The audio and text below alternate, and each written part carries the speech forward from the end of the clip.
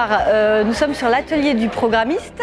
L'idée, c'est qu'à partir de toute la matière de propositions citoyennes qui a été récoltée lors des séances précédentes, quand même plus de 3500 propositions, les citoyens par équipe puissent imaginer leur projet, la vision du projet qu'ils ont.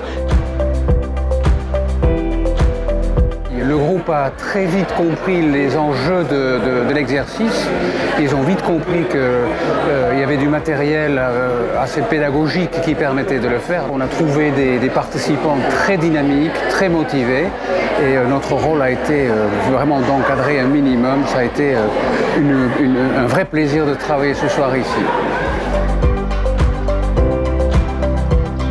On a parlé de travail, d'habitat, de mixité, qui est une tradition très ancrée à Bayonne, et puis une ambition de notre temps pour l'écologie, pour les circulations douces, etc. Nous sommes tombés d'accord quand même sur, je pense, de la densité, de construire de la vraie ville, une ville où les gens communiquent, où ils sont bien de zéro à la fin de vie, qu'il y ait des expériences de mener, qu'il y ait une vraie ambition à la fois de construction, d'urbanisme et aussi de quel type de vie on met dedans.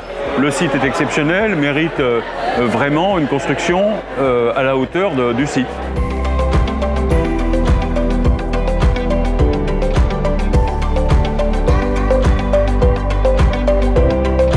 J'ai été assez épatée par l'énergie des citoyens et citoyennes qui ont vraiment tout donné pour amener leurs idées, organiser, se mettre d'accord, dialoguer.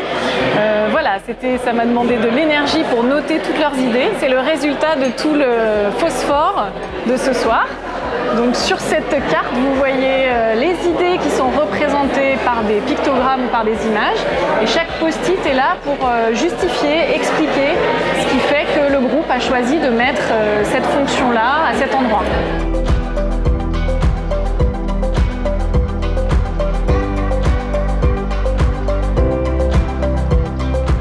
On a dit qu'autour de la gare, il fallait qu'il y ait un centre de mobilité partagée, arriver à pied, à vélo, en automobile, pour qu'il y ait la possibilité de transfert de modalités. Notre principe, c'est qu'il y ait 50% de logements sociaux, que le bâti soit fait sur pilotis, puisque la mer va monter dans le temps. On voudrait qu'il y ait une trame verte et une continuité dans ce qui est végétalisé. On sent qu'il y a une réflexion globale de la société, le réchauffement climatique et tous les problèmes de mobilité qui nous concernent tous nous entraînent quand même dans une direction qu'on espère meilleure.